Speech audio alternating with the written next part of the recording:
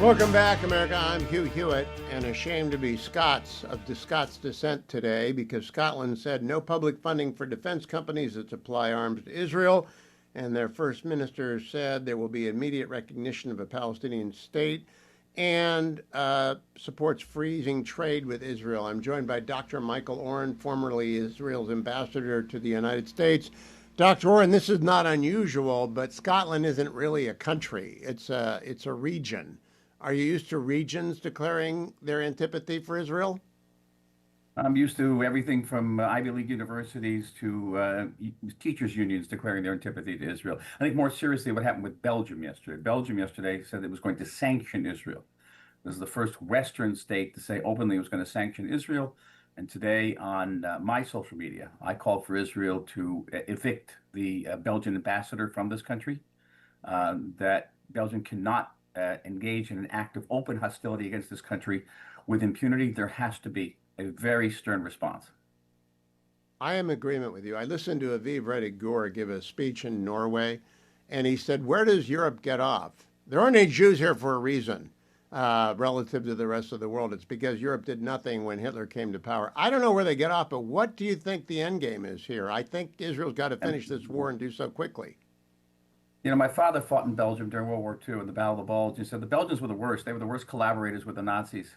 And the Belgian, every brick in Brussels and any building that's older than, 120 years old was built with the blood of Africans, of African slaves. Where Belgium gets off, dictating or sort of pontificating to any other country is what they call, I guess they call it in Scottish chutzpah. And extraordinary, extraordinary. Kick them out. It's been my experience with the Belgians, not just of the Belgians, that when the worst thing you can do to them is to deny them entry to this country. Because if they can't deal with the Israeli-Palestinian issue, then they have to deal with European issues. And they don't want to do that because they can't. And so I think we should punish them. And we should set an Very well example with said. Belgium. You're gone. I hope Back to you Brussels. Good do. luck. And Yeah, you're back right to to back remind to people Brussels. about the Belgian Congo. You're very right to Yep. remind people about the Belgian Congo. Very few colonies in the history of the world were run with more indifference to human life and suffering than Belgium ran the Congo. Well Indeed. said.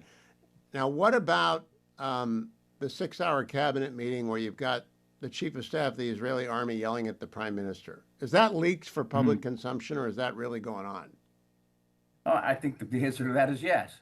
The answer is that is yes. I have deep feelings about this, and I'm going to share with you. And I know that you're, as a person who has studied American history, knows that Abe Lincoln during the Civil War had to fire how many chiefs, how many commander-in-chiefs of the Army of the Potomac? 5. Three or Yeah. four?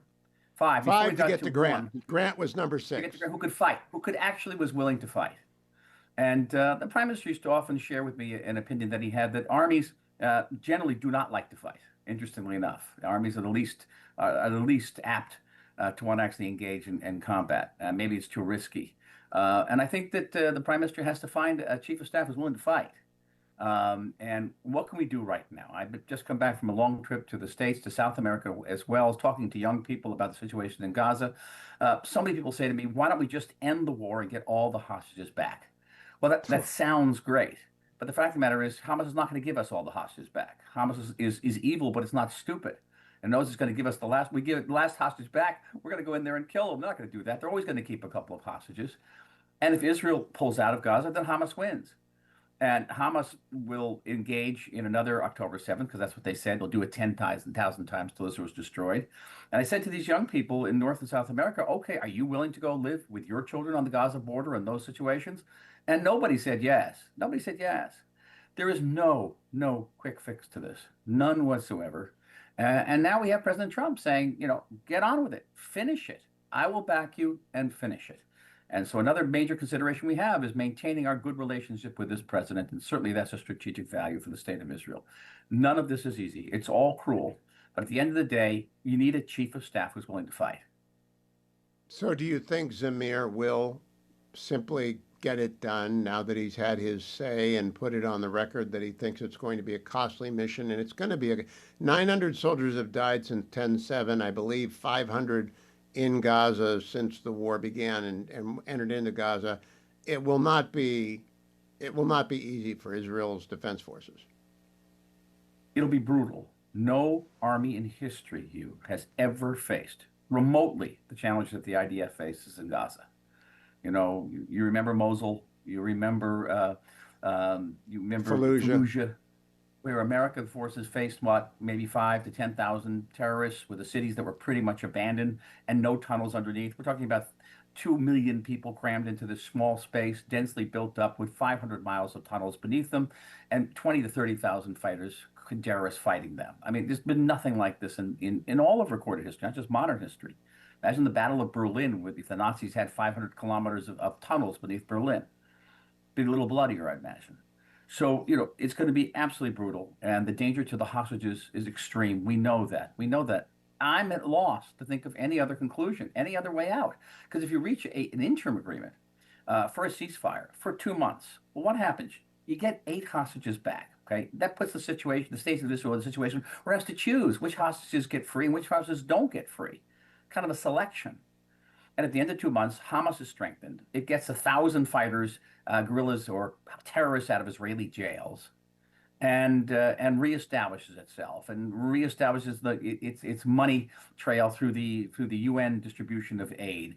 And you're back in exactly the same spot in 2 months, but in a worse situation. So I don't see any rational, reasonable way out of this other than to proceed So, Michael, militarily. the frustration I have is I don't read Hebrew. I can't read Israeli media.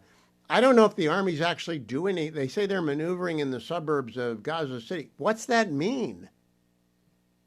It means they're proceeding very, very cautiously, and I understand that. Yes, 900 Israeli soldiers killed, and we know. And then we get the situation where the army has concluded that since there's basically a tunnel out of every building, we have to destroy those buildings. And when we destroy the buildings, the world accuses us of war crimes.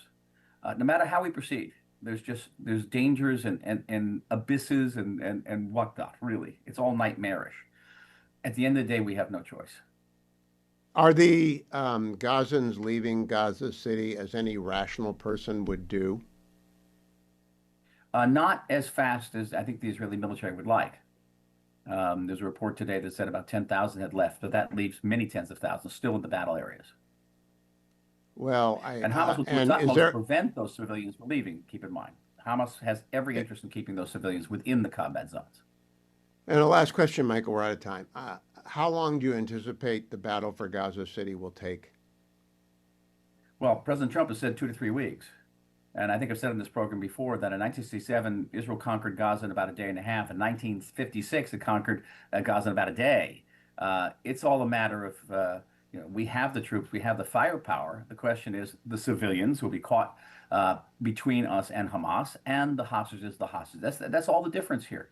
And you cannot gauge, you can't in any way judge the success of the Israeli army or the rapid advance of the Israeli army without taking those factors into consideration. Ambassador Michael Oren, as always, thank you for joining me. You do yeoman's work in explaining the case for the Israeli offensive.